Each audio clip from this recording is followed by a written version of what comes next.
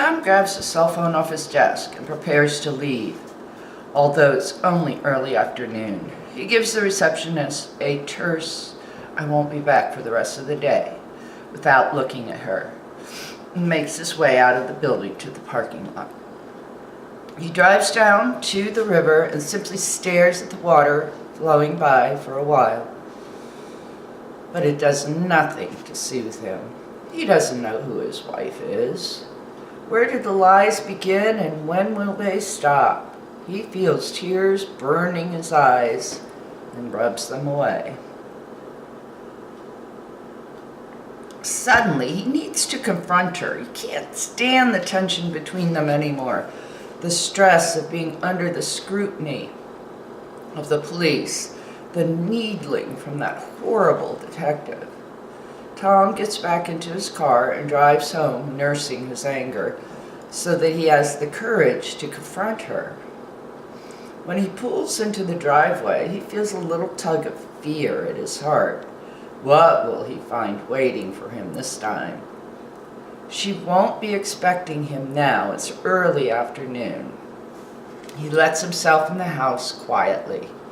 He wants to surprise her, see what she's doing when she doesn't know he's home. He walks softly around the first floor. She's not there. Then he walks up the carpeted stairs down the hall to the bedroom.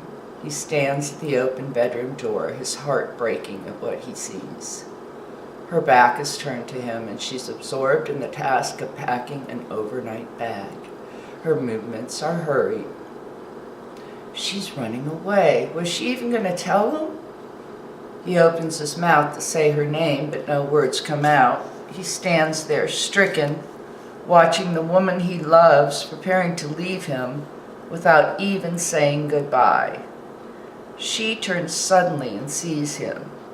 She gives a little jump of surprise and fear, and then they stare at each other for a long moment, saying nothing. "Tom," she says, and then falls silent. He sees the tears start in her eyes and spill down her face. She doesn't move to embrace him. He doesn't move toward her either. "Where are you going?" he asks brusquely, although he realizes it doesn't matter. She's leaving, and it doesn't matter where she goes. She's leaving him to avoid a murder charge. At this moment, he doesn't even know for sure if he wants to stop her. "Detective Rosbach called a few minutes ago," she says, her voice shaky. "He wants me to go down to the police station for questioning." Tom stares at her, waiting for more. "Tell me," he thinks. "Tell me the fucking truth." "I don't want to go," she says and looks away and down. "I don't want to leave you." Tears are streaming down her face now. "Did you kill that man?" Tom asks in a low, desperate voice. "Tell me." She looks back at him with dread. "It's not how it looks," she says. "Then tell me how it is," Tom says harshly, glancing for a moment at the overnight bag resting on the bed, contents half spilling out, and then fixing his eyes on hers. "I want to know what happened. I want to hear it from you, and I want it to be the truth." He wants to exonerate herself in his eyes. That's all he wants. He wants her to exonerate herself in his eyes. That's all he wants. And then he can take her in his arms and figure out what to do. He wants to stand by her if he can. He loves her. That hasn't changed. He's surprised that he can still love her when he doesn't trust her. He wants to trust her again. He wants to be honest. He wants her to be honest with him. "Maple, shh. It's too late," Karen says, collapsing to the bed and covering her face with her hands. "They know. They must know." "Know what? What do they know? Tell me," Tom cries. "He was my husband," she says, looking dully up at him. "Who?" Tom says, not understanding at first. "The dead man. He was my husband." "No," Tom thinks. "This can't be happening." She looks up at him, her eyes filled with tears. I ran away from him. I was afraid of him, she says. He was abusive. He said if I left him, if I ever tried to leave, he would kill me. As Tom listens, he grows numb with horror. His fear is huge, but his heart is also fills with a fierce desire to comfort and protect her. His name was Robert Traynor, she tells him in a monotone. We were married 6 years ago and lived in Las Vegas. Las Vegas? He can't imagine Karen in Las Vegas. As soon as we were married, he changed. It was like he became someone else. She looks down at the floor, shoulders slumping. Tom remains standing, looking down at her. After a pause, she continues. I realized that I would never be able to get away from him. I couldn't leave him or divorce him. I knew a restraining order wouldn't help.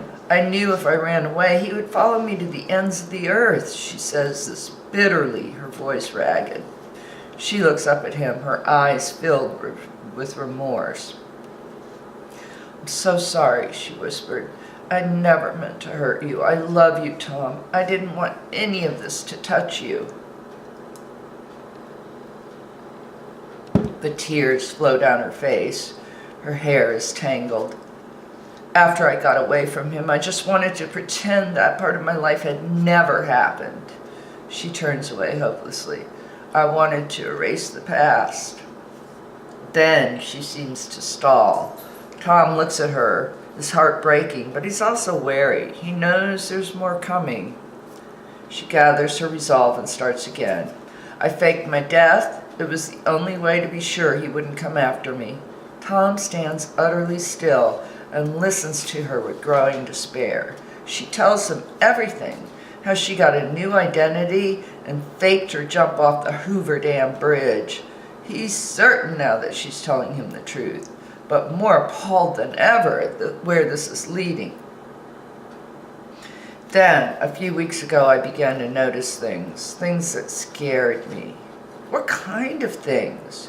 She raises her head and looks at him.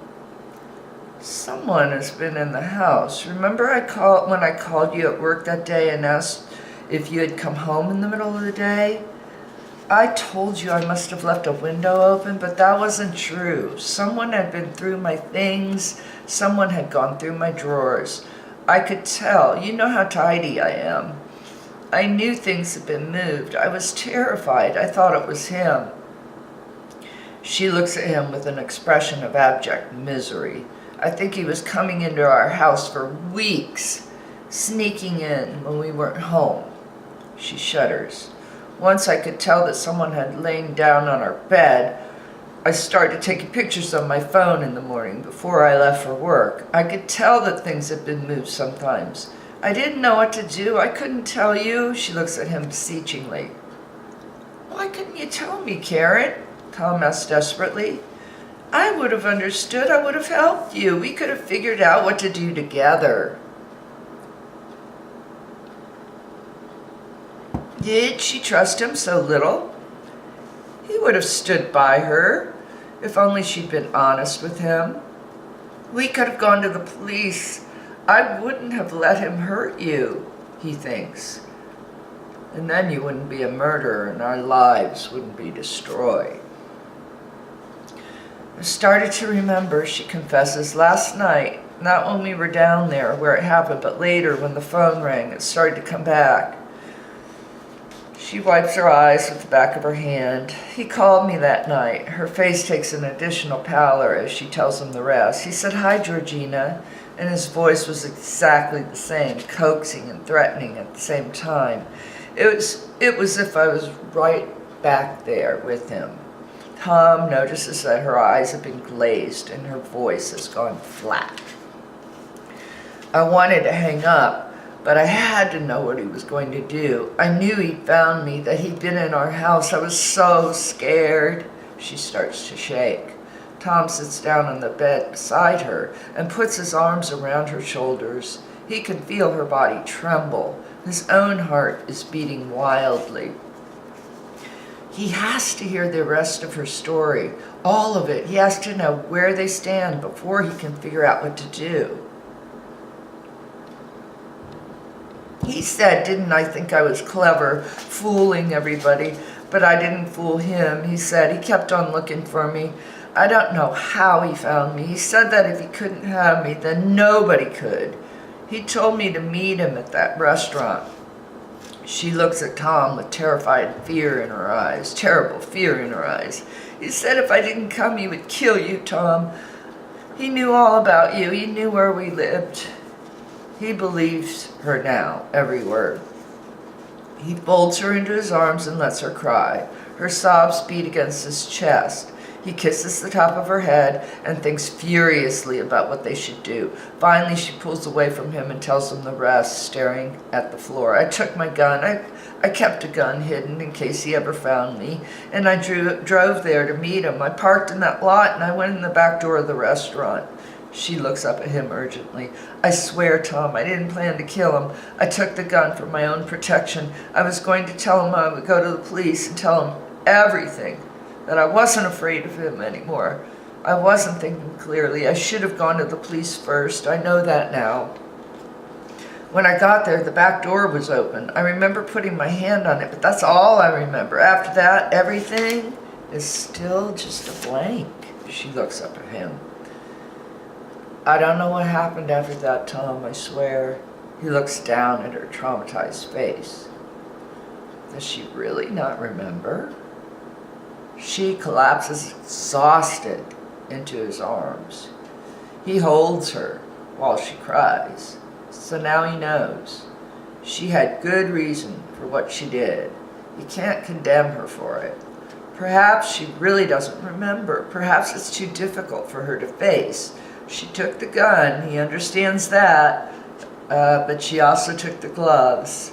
It looks like she meant to do it. What the hell do they do now? She sits up straight again. Her face is blotchy from crying, her eyes swollen. I must have panicked, and I drove too fast and ran those red lights and went into that pole. What happened to the gun? Tom asked, thinking rapidly. I don't know. I must have left it there. It obviously wasn't in the car. I suppose someone found it and took it. Tom's heart beats fast in fear at what she's done, at the terrible uncertainty of their position. What if someone turns on the gun? What then? Jesus, Tom says. Sorry, she says miserably. I didn't want to tell you. I didn't want to lose you. And I don't want you to get into trouble too. This is my problem. I have to fix it. I can't let it touch you. It has touched me, Karen. He takes her by the arms and looks deeply into her tear-filled eyes and speaks urgently. It's your lawyer's job to fix it. It's going to be okay. You were afraid for your life. You had good reason for what you did. What are you saying? She asked, drawing back. I still don't think I killed him, Tom. I don't think I could do that. He looks at her in disbelief. Then who did? I don't know. She looks at him as if hurt that he doubts her. I wasn't the only one who hated him. He hugs her close to him so he doesn't have to look in her eyes and whispers, don't run. Stay and face this. Don't leave me. Da da da.